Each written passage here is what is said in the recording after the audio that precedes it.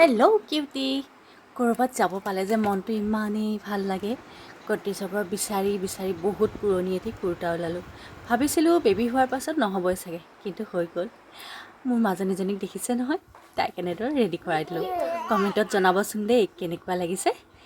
Ready হৈ মেলি আজি ৰাতি যাবলৈ ওলাইছোঁ এঠাইলৈ। ক'লৈকে জনাই আছোঁ। দেউতাৰ লগত তাই আছে।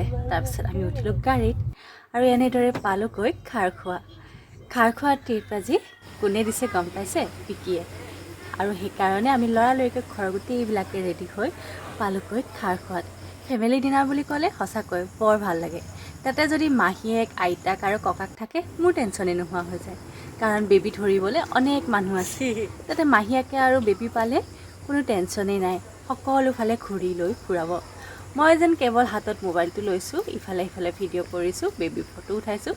তেনেদৰেই সকলোবিলাক ঘূৰিছোঁ, এনজয় কৰিছোঁ ৰাতিটো।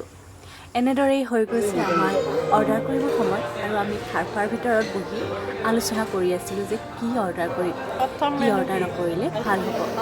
আৰু এনেদৰে খোৱাৰ যোগাৰ কৰি থাকোঁতে ইফালে আমাৰ ৱেইটাৰটো আহি পিনে আমাৰ অৰ্ডাৰখিনিও লৈ ল'লে।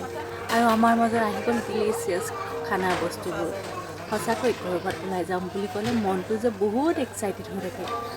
ইপিনে মই হৈছোঁ আগৰ পৰা ঘূৰি ফুৰি ভাল পোৱা এজনী মানুহ। তাতে বেবী হোৱাৰ পাছতো নিজকে এদিনো ৰেষ্ট নিদি বেবীৰ সৈতে ঘূৰি আছোঁ। বেবীয়েও ভাবিছে চাগে যে কি যে মা পালোঁ। তাইৰ ভিডিঅ' বনাওঁ, তাইৰ ফটো উঠাওঁ, তাইক মেকআপ কৰি দিওঁ। মেকআপ মানে কি আৰু কাপোৰটোৱে পিন্ধাই দিওঁ। এনেদৰে বেবীকৰ্ণৰ সোৱাদ লৈ লৈ মোৰ বেবীৰ লগত কথাও পাতি আছিলোঁ। তাৰপাছত এইটো আপোনালোকক অকণমান খাৰখোৱাৰ দৃশ্যখিনি দেখুৱাইছোঁ। খুব ধুনীয়া লাগিছিল। খাই লোৱাৰ পাছত আমি অলপ খোজকাঢ়িলোঁ। মায়ে মোৰ বেবীজনীক লৈ কিনে গোটেই খাৰখোৱাখন অলৌ তলৌকৈ ঘূৰি ফুৰিব ধৰিলে। নিশাও যথেষ্ট হৈছিল, 10 বাজি গৈছিল, গতিকে মানুহ কম হৈছিল আৰু ইফালে লাইটবিলাকো বন্ধ কৰি দিছিল। সেইকাৰণে খোজকাঢ়ি খুবেই ধুনীয়া লাগিছে। ইমানেই ধুনীয়া লাগিছিল যে বতাহজাকে কাণে কাণে যেন মোৰ কাণত কিবা কিবি কৈ থৈ গৈছিল। ৰাতি এনেদৰে খোজকঢ়া অভিজ্ঞতা মোৰ আগৰ পৰাই আছে। বহুত ভাল লাগে ভাত খাই উঠি এনেদৰে খোজকাঢ়ি। আপোনালোকে বাৰু খোজকাঢ়েনে ক'বচোন দেই।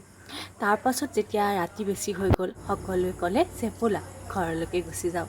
কিন্তু কাৰো মন নাছিলে ঘৰলৈকে আহিবলৈ। ৰাতি 11 বাজি গ'ল আৰু আমি ওলালোঁ ঘৰ আহিবলৈ। আৰু এনেদৰে বিকিয়েও গাড়ীখন ওলাই ল'লে। এটা ৰাতি এনেকৈ ফেমিলিৰ লগত বাহিৰত ডিনাৰ কৰিবলৈ গৈ খুবেই ভাল লাগে।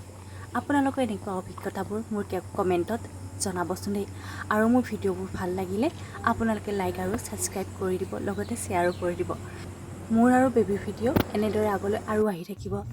এনেদৰে আপোনালোকৰ মাজত আৰু বহুত কথা বাৰ্তা হ'ম। আজিলৈ ইমানেই। ৰাতিও হৈ আহিছে, মোৰ বেবীও টোপনি গৈছে। আকৌ লগ পাম এনে এটা ব্লগত।